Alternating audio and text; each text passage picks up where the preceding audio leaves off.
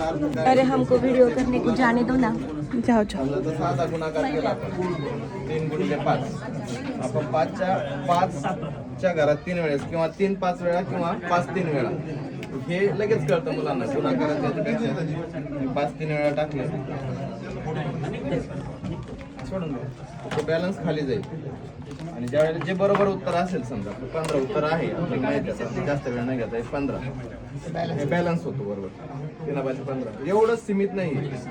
समजा मला 5 गुणिले 3 बरोबर पुढच्या वर्गातल्या मुलांना 4थी 5वी त्याच्या पुढच्या मुलांना जर मला दुसरं काही सांगायचं असलं तर आपण त्यांना 7च्या घरात एक लावली, 7 आणि 8 म्हणजे 5 गुणिले 3 बरोबर 7 अधिक 8 हे होतं. हे पण दाखवते